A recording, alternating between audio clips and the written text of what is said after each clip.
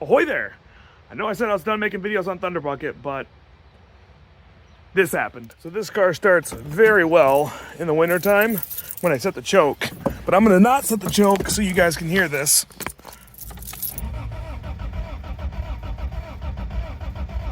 Hear that really uneven crank?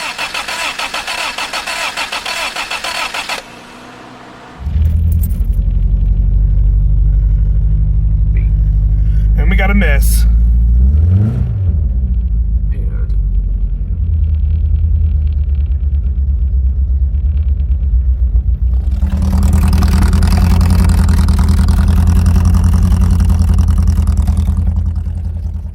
But I don't think that's an exhaust leak. I have my suspicions, but I'm gonna wait till I actually diagnose this first, figure this out. So let's go play musical cars. So my goal for 2024 was to get this thing going, get it painted and get it ready to rock and roll and start doing SCCA Rallycross. And then, well, I got those two cars, which is the Carib and the Model A. That kind of took up a lot of resources and time, so and then I picked this up, which is an 87 DLX. We'll cover this in the future video, but just kind of stockpiling parts for this right now. But that doesn't have a transmission. That runs with the batteries out of it currently. So I got to do some musical cars and get all these out of here so I can get room in here to potentially do a big project, but we'll see how big it has to be. So let's move some cars.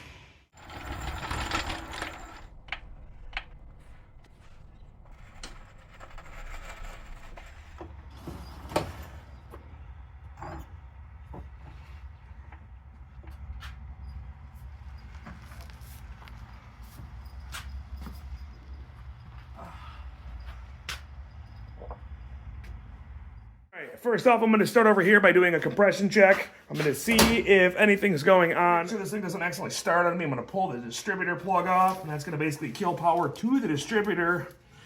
Kind of like disconnecting the coil, except there's no coil. All right, let's see how spark plug number 1 looks. Yep. Looks like a spark plug. Pretty clean. I'm not seeing anything that really alarms me at all. All right, let's see what we get for compression numbers. 5 seconds. Go a couple more seconds. Keep going, keep going, keep going, keep going, keep going. All right, that's good right there. Shut it off. All right. Cylinder number 1, we got about 170, which is, I'm happy to see that. So let's see how cylinder 2 looks.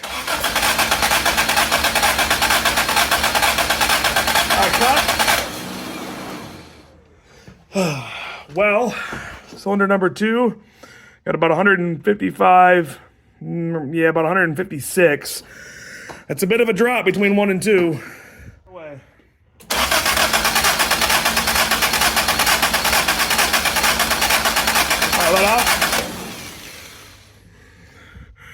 Same as last time. We got about a 150, something like that. So maybe it's not a head gasket. All right, let's see what we get for spark plug number 4. How does this look? Oof. That is all signs potentially parked towards burnt exhaust valve on number 4. All right, you're good. We got, yeah, like 75 PSI pressure on cylinder 4. Before I go ahead and pull this motor, I'm going to check the valve lash. It's possible that I lost compression from my valves being out of place. So let's check that first, and we'll report back. So, according to this factory service manual right here, in order to check the valve timing, we got to make sure the cam and crank pulleys align. Looks like cylinder 1 right here is going to have the first play. Cylinder 2 will be the intake. Cylinder 3 will be the exhaust. Then we got to go ahead and turn the crankshaft 1 revolution to adjust the other valves. And it looks like the exhaust is going to be that one over there, and the intake is going to be the furthest back one. So, currently looking at this situation here, I have the timing cover on, but behind it, but the hole is right there for the camshaft timing mark. And these two are loose, so I'm going to do one more rotation of this crankshaft right now. So I turn the crank 1 revolution, and now I got to adjust the other valves. So valve number 3, 5, 7, and 8 should be loose. So let's go 1, 2, 3. There's some play there. 4, 5. There's some play there. 7 and 8. Nothing. So I went ahead and made this fancy guide here. This tells me the back intake is the back valve rocker is the intake, and the one before that is the exhaust, just so I don't forget, because I am a little bit dumb and I'll probably forget partway through this. And for adjusting these, I need a screwdriver. And I'm going to loosen this up. There we go. I'll thread this back a little bit. So I don't know how well this is going to pick up on camera. This is a little difficult to do. My tripod's kind of leaning over my fender, but you want to have a slight drag on this. So that is a little bit more than a slight drag. There's a slight drag right there. So I need to go ahead and hold the top of this steady and prevent it from twisting while I secure that nut.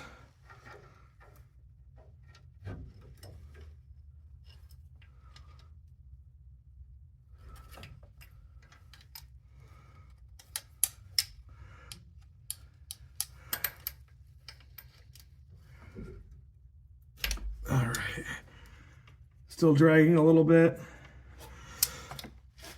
No play, but now we have some play. Go to the exhaust one, which needs to be a 0.28 millimeters or an 11 thousandths, and this has absolutely zero play. Now there's a really good chance that my valves are just completely burnt from this, but I'm not positive, and I will not know until I do a little bit more fiddling around. All right, that popped that free, and again, 0.028. That's what I'm looking for. So let's pull this back. We'll get the 0.028 feeler gauge inside of there.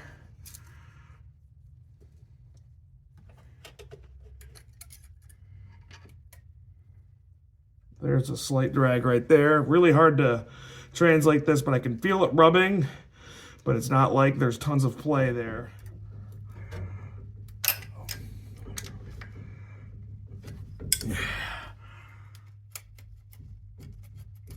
There's a bit of drag, and now we have play.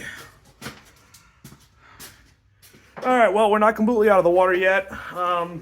Maybe that's all it was just bad valve lash, and I anticipated pulling ahead and doing a whole head gasket video for nothing. We'll see. I'm really hoping that's all it was, and I'm lucky. So I'll put everything back together, and I'm gonna throw a spark plug in it, let it run for a minute or two, and then I'll check compression again, and let's see what we find. I'm cautiously optimistic, but we'll see. I'll touch base soon. Well, I forgot to connect my temperature gauge, but we are so back. She is running like $1,000,000 right now, and I totally just slipped the clutch coming down off there, but that is a-okay. Let's go home and check the compression and get out of this freaking snow, because it's cold. Well, adjusted the valve lash. Been dailying her for the past week and a half now since I filmed that, actually. Feels a hair down on power, I think, but not really all that bad. I'd say that's probably a success. I'm not sure 100%. We'll go check the compression, but I think it's probably going to be at least relatively normal, at least runnable. I wouldn't be surprised if I slightly burnt that valve, especially with the fact that there was absolutely zero valve lash in there. So, unfortunate, but that'll be a problem for me and Alex come springtime when I pass this car off to him. I do think it's a good kind of humbling reminder to just kind of always make sure you diagnose something before you panic and freak out. Because I'm not going to lie, I wasn't really panicking or freaking out. I was just about ready to just rip the cylinder head off. And although I would have found the problem, it would have been a lot of extra work. So always diagnose before you dig into things. Do your research. Take some time. Don't be afraid to fail. You might struggle a little bit, but these cars will humble you, but they'll teach you a lot.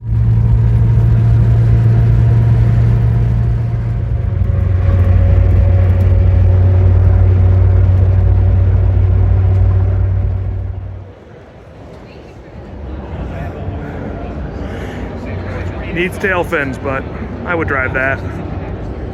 Most definitely. out here at the Detroit Auto Show. Not really here for the new cars, mostly here for the old cars, but we'll walk around through the new garbage and see what I hate, which is literally all of it, because there's too many buttons, too many screens, too much crap going on. So all I really need is little buttons for my horn, and that's really about it. Blower motor switches, maybe, some heat. This is all junk. I don't like any of this. It's probably electric. Now, what is this thing called? Halcyon? I don't know. It's Chrysler, so it's going to be garbage. I wonder if this is Keith's Jeep. I know he's got his thing in the basement. Owner, nope. It's not Keith's. My friend Keith is head of the Jurassic Motor Pool division of the Michigan. Yeah, it's like his, I don't know if it's his organization or if he's like the head, how it all plays out, hierarchy, but he's brought his Jeeps over for various Jurassic Park things. He's got tons of Jurassic Park Jeeps. This was at Gilmore Car Museum when I was there earlier this summer. I wonder if it just recently left to be here or what, but never watched whatever movie this is from. National Lampoon Vacation, but it's a wagon, and it's got fake wood all over the side, so you know about it.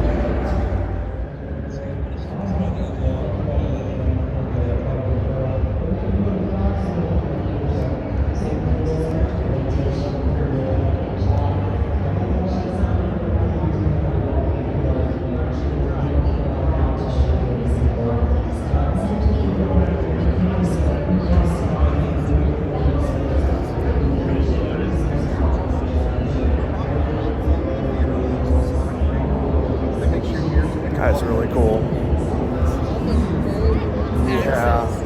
I mean, it's all this attention to detail on all these things is so incredible to me. Want to meet cards? So our next game show will be doing it in 30 minutes, where you can win another prize too, so make sure to come all back.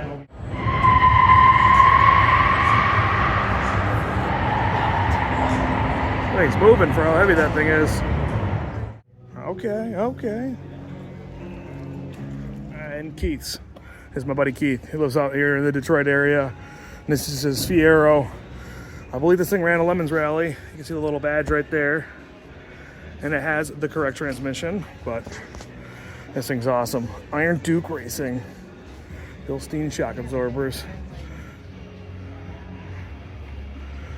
One of your don't meet your heroes car, because these are cool, but I don't know if they're like $120,000 cool plus. It's just got the correct transmission. This is my first car right here. I had a red SL1. This is sick. This is amazing. This is awesome. And only had double the horse, or double the cab.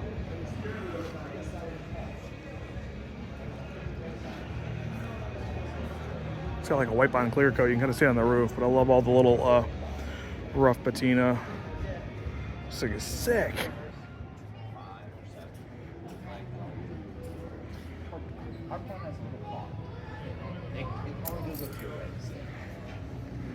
This thing is sick. Hell yeah. Very, very, very, very based. I like the little seats in the back. It's like Silverado seats or something. They got a radiator in the back too. It's got no room for a radiator up front, so it's got coolant hoses for miles.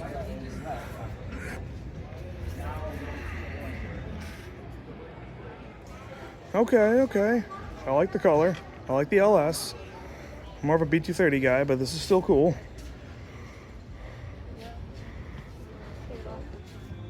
Well, there's one car here that's the best car, and that's because Reliant Robin. What a beauty.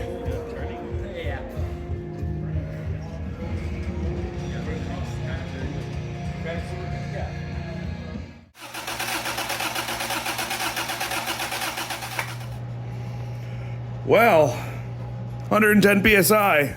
It's definitely not perfect. Well, that's a bit of a lower compression number than I should have. So we still do have something going on, but at least it's in the range where I can drive it right now. So we may have a burn valve, we may have a gasket that's mildly compromised, but I'm leaning more towards the burn valve with how bad the lash was. So how that lash got off, to my understanding, is as the valves wear in, they slowly dig themselves into the cylinder head, and then the very top where that little like adjustable rocker tip hits on it, it'll slowly wear metal off of those two spots, and then as it wears out, the valve essentially will have less tolerance and less clearance and less play, and that will thus tighten up the valve lash end play. Now, Toyota does recommend you adjust these every 30,000 miles, and this motor's been in for probably about 24 to 25, so it was at the point where I probably should have gotten close to getting adjusted. These were all used valves. I did a little DIY hand valve lap job, so there's a chance it wasn't 100% perfect, but hey, she's at least running right now. Bit of a bummer, but she'll run good for what she is right now. It'll just be a spring project. I'll have to go ahead and get the head off of it and change that exhaust valve out. Probably just do all the exhaust valves and do a DIY valve job. But again, this car's getting passed off to Alex. I don't necessarily want to give him a project, but we'll kind of see how things go.